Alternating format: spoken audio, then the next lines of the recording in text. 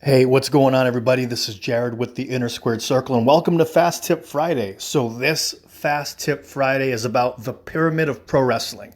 So, what do I mean by that? Well, let's talk about this here for a minute. What I do with wrestling is I find patterns and I find frameworks. And then I simplify things because what I've heard so often is when people get in the wrestling business, they graduate wrestling school, they've been in for a while, and they go, okay, cool. Well, now that I graduated wrestling school, it's like I'm in the wide open, I don't know what to do.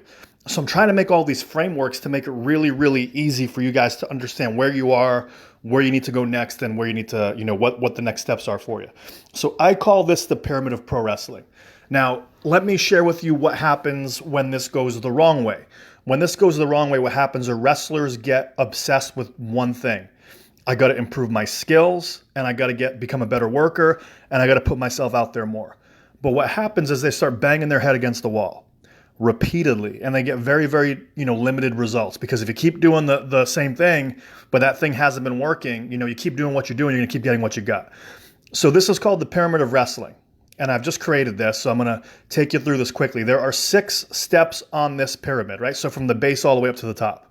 So on the base, number 1 is you have to have a really good environment. So what do I mean by environment? Okay, well, when you get in the wrestling business, you choose a wrestling what? Yeah, you choose a wrestling school. And then not only that, but you choose a wrestling promotion to go to. You choose the peer groups you're in. Now, have you noticed that there are some schools that have a higher level of success than others? Well, why is that? It's the environment that they're in. They're in an environment where people are growing, where they're well connected, where they're teaching the right psychology, where they're teaching that you can go out there and do whatever it is you want to do, right? So some environments are better than others. Meanwhile, if you're in an environment where they're saying, hey, you can't go outside the local promotion, or, you're going to get buried if you go an hour down the road, or like if they give you a heater, they want to beat you down, right? It's a bad environment. You're not going to get very far there. It's going to put bad beliefs in your head. Does that make sense? So the first thing is you're going to want to be around a supportive environment. Now, if you're in the inner squared circle, maybe you're in a bad environment locally, but that's why this is here online. So at least you have like a good peer group, a good environment to be surrounded with. Does that make sense? The second thing on the pyramid, I'm going to go through this quickly. This is a whole thing, but I'm going to give you the overview. The second thing, so first is environment. Number 2 is your behavior. So what I mean by behavior? Well, the way people show up. So you show up, you're a clown. You show up, you're serious about wrestling, gets you totally different results. But what I would urge you to consider is don't lean too far to one side or the other. Like some people are super, super serious. Some people are super, super laid back. You want to be somewhere in the middle where you take it seriously, but you don't take it too seriously. You're not going to be overly polite, overly humble. You're going to have some confidence in yourself, but you're not going to be a clown either. So you want to make sure that you're doing the right behaviors, right? So showing up, being helpful, but also knowing your own value. Some people go one way or the other. You want to have good behavior. So it is the environment, then it's the behavior. Now here comes number 3. Number 3 is what most people think of as number 1, which is your capabilities. Now, take a guy with great wrestling skill and put him in a bad environment and give him crappy behavior. What results does he get? Not very many, right? So you want to have a great environment, have pretty decent, like how you show up, like in a good way, good behavior, but then your capabilities, you have to have wrestling skills. Clearly, we're in the wrestling business, so you have to have those skills. But many people put that first.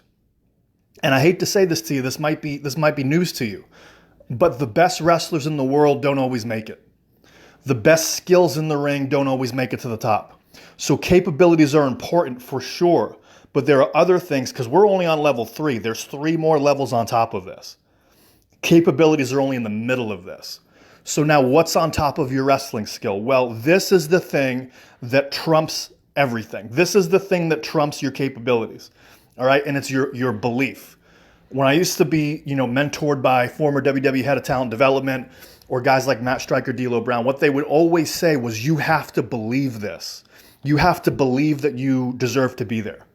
I'd hear that from John Laurinaitis, where he'd say, you can have a tryout all day long, you have great skills, but if you don't believe you deserve to be here, I can't do that for you.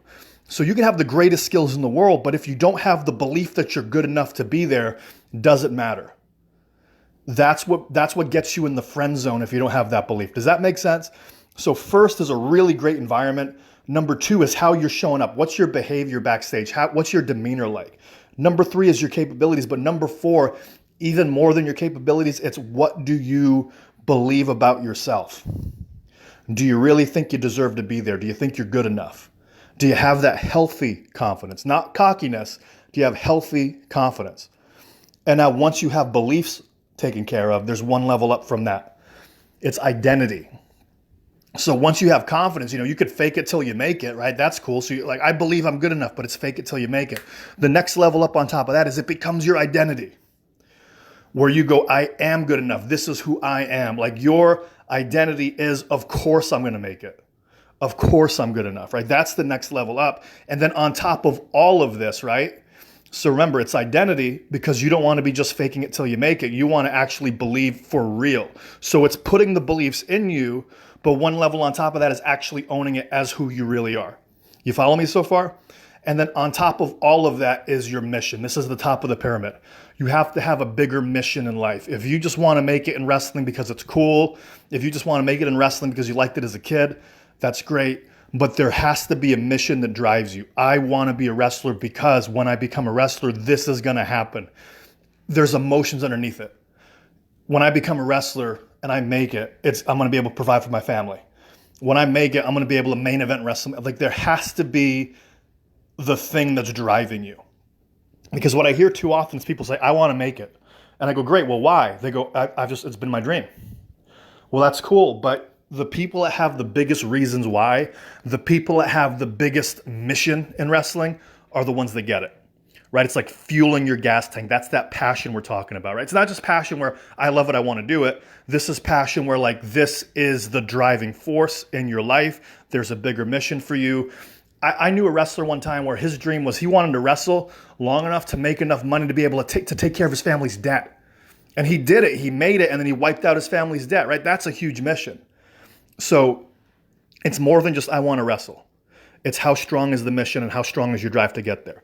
So I'm going to repeat it one more time. Here is the pyramid of wrestling. Number 1, strong environment. Good wrestling schools versus bad wrestling schools. Supportive versus unsupportive. Number 2 is your demeanor, your behavior. Are you a clown? Are you overly serious? Or are you somewhere in the middle? Number 3 is your capabilities, the actual wrestling skill. Number 4 is do you believe it? What are the beliefs about yourself? What's your confidence level like? And then number 5, once you put those beliefs inside of you that you do belong to be there, you actually identify with it.